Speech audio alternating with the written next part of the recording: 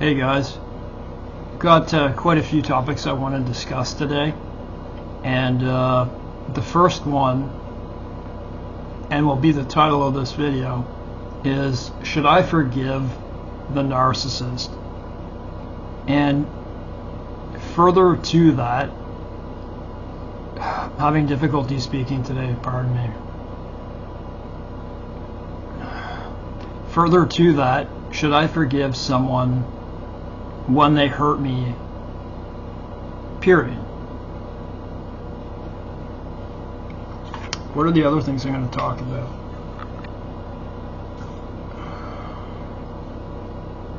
I'm going to also talk about how the percentage of people who believe in God has gone down. The Ten Commandments and pornography. So, should you forgive someone? So, when I say, should you forgive the narcissist? Obviously, I'm talking about someone who has, well, let's be real, someone who has gone out of their way to hurt you. Like from the moment that they met you, right? From the moment that they met you, they had a plan to do something to you. That's what they all do. Or at least pretty much all of them do. They have an idea, and this is why people in society that don't deal, that have not dealt with narcissistic parents, girlfriends, boyfriends, whatever it may be, they just have no clue, right? You know what? I actually I wondered what the stats are. If let's just say that if let's just say 8% of the population has narcissistic personality disorder or something like that, people who try to ruin you, I wonder what percentage of society is affected by them in a lifetime. So if they represent 8% of the population, right? I wonder what that comes out to. Would it be 20%? Because it would have to be more than double. Because wouldn't it be double if it was just one person that each one dealt with? But in a lifetime, they screw many people over. I'm just giving you the realities of what these people do. Should I forgive them? As a Christian, should I forgive them? The answer is yes. You should forgive them. No matter what they've done to you, we're commanded to forgive, right? But there's a sharp contrast in forgiving somebody who has done you wrong and is like truly repentant for what they've done. Say you have a family, a friend that's done something to you and they feel really bad for it, and they are sorrowful about it. Always forgive. Always forgive. But if you have someone who has gone out of their way purposely to hurt you, yes, forgive them. But after that, have nothing to do with them. It sounds like a hard thing to do. And I don't advise you to do, I'm not advising you to do anything as far as what, sorry, I got my oven going here. It's hard to concentrate. Some days it's just so difficult to, I can't tell when I go to speak. I'm just like, oh man, there's so much spasm in my voice. So many things I'd love to say, and go on for long periods of time, but my voice. So what I don't recommend to people is how you're going to forgive them. How are you going to forgive them? Because if you look back at my videos, I have a video with a you know, the thumbnail like this, right? Up like that. Be careful of the narcissist's most powerful tool, which is conversational inducement. That means all they have to do, their most powerful tool, is to spark up a reaction from you, a conversation. So when you forgive them, you can do it by email, you can do it by text. If you have to do it by talking, then do it by talking. But then afterward, come up with something for yourself. Say to yourself, I'm never speaking, never engaging. You don't listen to anything they say to you, except if it's sorry. Then you forgive them.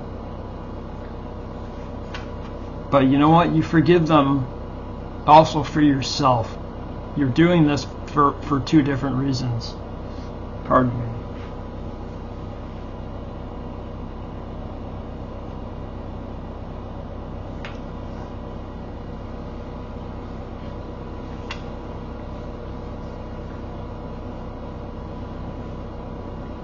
Jesus tells us to forgive, right? Unfortunately, it doesn't really say anything about people who are purposely trying to ruin our lives, right? But I still recommend forgiveness, and then just walk away. Do not engage with these people.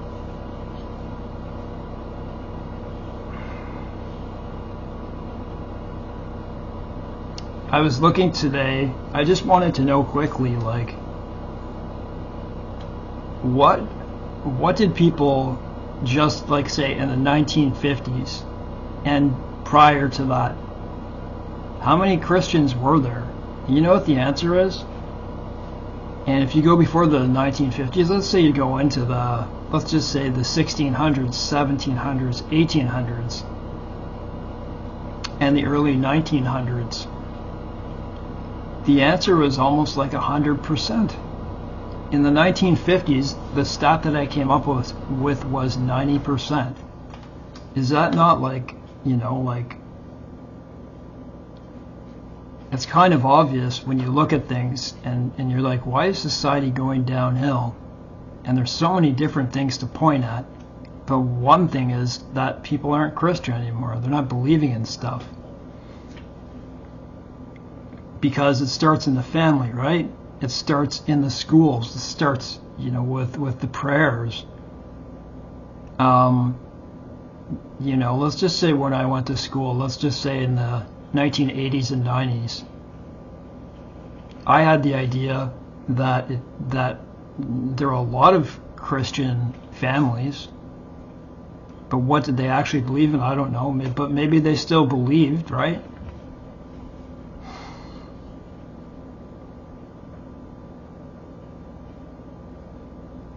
I just find it staggering that I think it's gone down, and I don't know, I think I read in the United Kingdom that it's at like 50% or something like that. Or it's low, it went lower than 50%. That's an insane number, and I don't think God would take this for long. When you take these things out of society, belief in God, it's when things start to go wrong, and that's how I see it. And I think people are absolutely blind to see that this is what's happening and what's being put in its place. Okay, I'll get to the 10 Commandments last, because this is kind of a connected topic. There are so many less Christians now because of technology. That's how I see it. Because of technology, because of all people working all different jobs, women in the workforce, the propaganda that you see everywhere.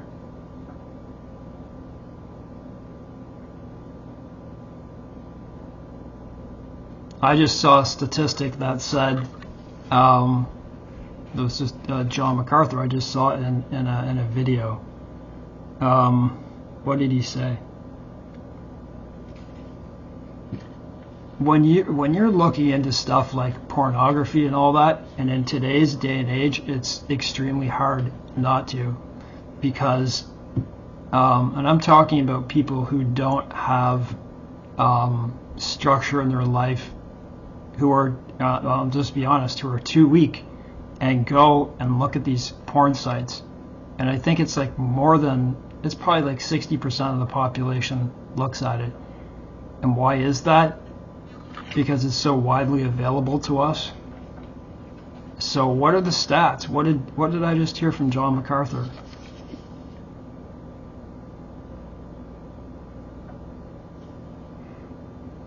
There are 4.5 million porn websites. And I think it said it's run by 80 million people. Think of those numbers.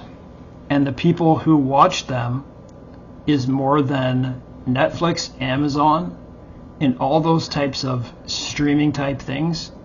People who are looking at porn are more than them combined. Pardon me a sec. Just give me a second.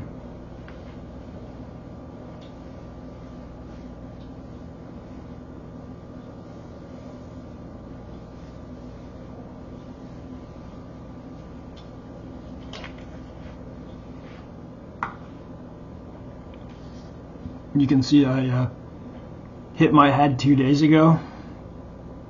You can see the bump there.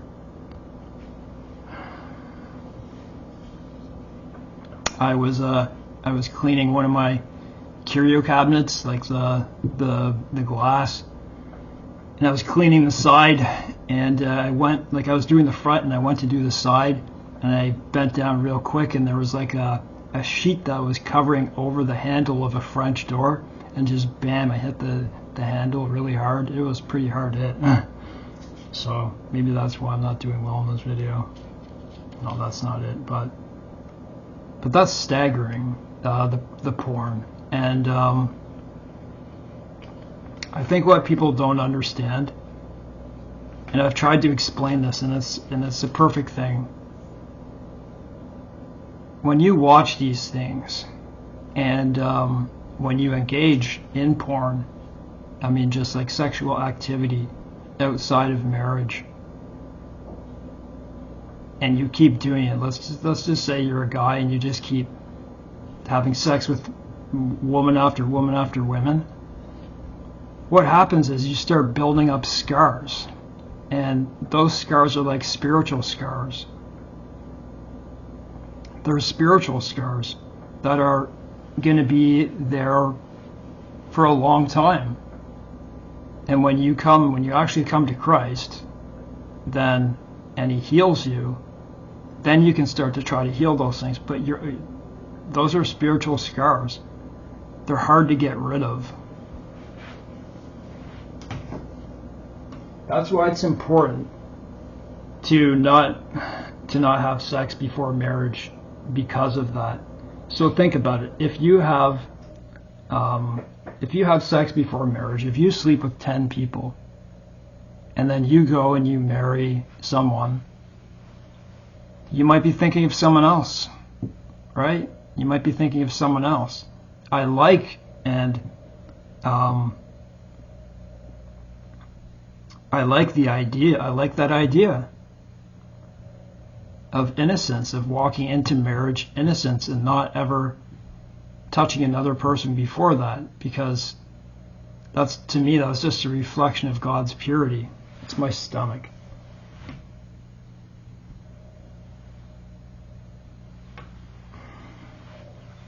I don't know if I'm going to put this up or not.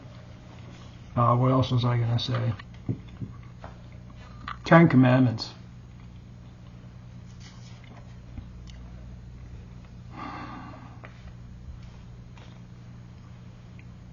I've been, I'll be honest with you, I've been having a bit of trouble. You know, you read the Bible, you start learning stuff, and you know, there are a lot of different doctrines and teachings and all that type of stuff, and you don't want to steer someone in the wrong direction, right? And you want to make sure. Let's take, for instance, the book of James, where it says, faith without works. Can you have faith? You know that saying, right? You know that chapter. And so I'm wondering, does that mean we have to have works? And I think the reflection of that chapter is that what they're trying to tell you, they're not telling you you need works, because that would make Jesus Christ void, right? And I think what that chapter is saying is that it's a reflection of what someone who really loves Jesus would be like. That's the way that I view it, that a born-again believer, I think they're saying that a byproduct of that would be to go and do good works, not to do works like the Pharisees. And so, I've been thinking, like, anyone who believes in Jesus Christ, what I'm saying here is that a lot of the most simplest things in the Bible kind of get thrown away. Jesus paid the price, and it's his grace, right, that saves us. So if a person doesn't have works, let's say they just came to Christ and they're just learning and stuff like that, yeah, they're saved, right? They are. But if people are going out and purposely smashing and breaking God's law, I don't think people like that are saved. But we are saved by grace. So that's what I believe. That's what I've been kind of circling around in. It's like, no, you don't need works. I think what it's saying is just what I just said. A byproduct of you being born again is for someone to have enough faith in God that maybe they'll go out and help someone and just do good things. It's not telling you that you have to have works, because in that it would make what Christ did void, right?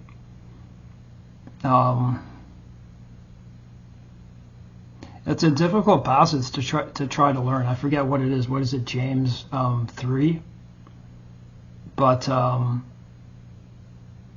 when I read it and when you look at it, it looks like it's telling you that you have to have works, and that kind of contradicts what Jesus is saying, right? With that. The Ten Commandments. This is the last one I wanted to talk about, the Ten Commandments. I don't feel well. I'm probably developing a kidney stone, but it will go down because of the oranges I eat. It happens. So, man, it's like my stomach is just absolutely squeezing. Sometimes it's really tough making these videos. I really want to speak. I really want to get out what I have to say, but I'm really sick sometimes. That's just the way it is. And trying to express myself is incredibly difficult. Like my gallbladder, my stomach, my scar. Pardon me a second. I just want to give a good message. And I know what I want to say, but when you have difficulty speaking, right? But I believe it's good to maybe upload it when you are weak. I don't know. That's what I think.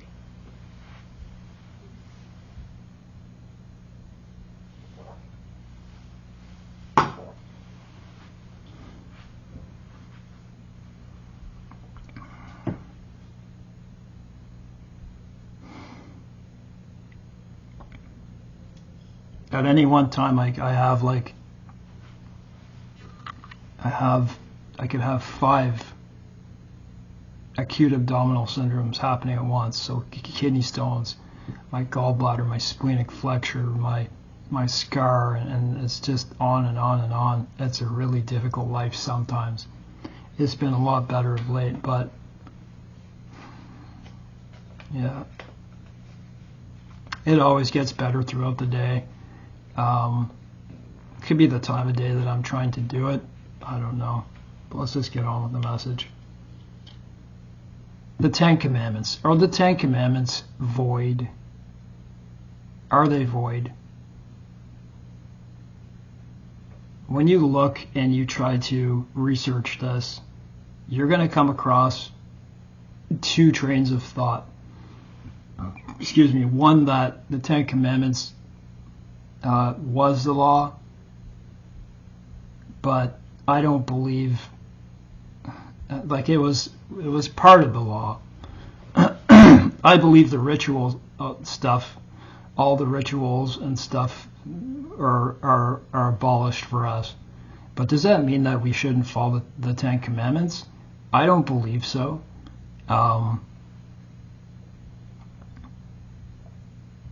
You look at one website and it says so, and another it doesn't. But where is this?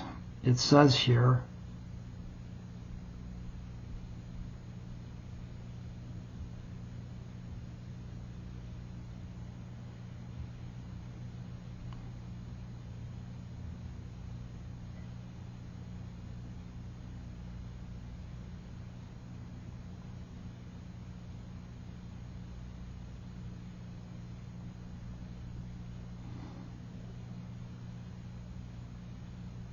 Jesus names 5 commandments.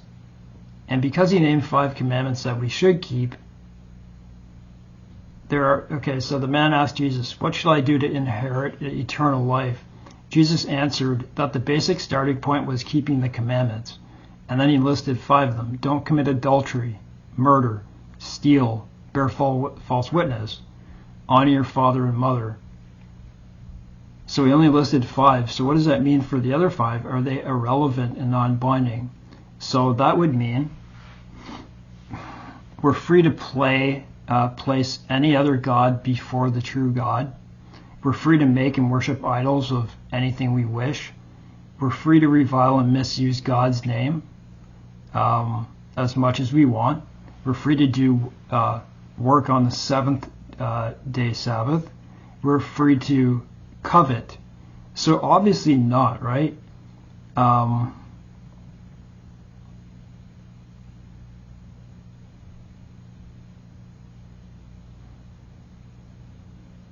Yeah, you know what? I'm just going to leave it here, guys. I'm not that well, but I will upload this. No, I believe in my heart that we're supposed to keep those commandments. They're not void. He didn't come to abolish, but to fulfill. And then the question is, we're saved by this, we're saved, we don't have to follow the 10 Commandments. I think the 10 Commandments will always be in effect. Because if they weren't, I think the world would just be chaos in the Christian world, I believe. And I do believe if these were taught by everyone, that our world would be a better place. But then it comes back to the question of grace, right? By faith. Jesus never wanted us to break the commandments, so that's just my view. And these are the things that I'm always kind of, wrestling with, looking back and forth. It's just the journey, I don't think I'll ever change my mind about whether or not we should keep the 10 Commandments. But the rest of the law is gone. That's my belief.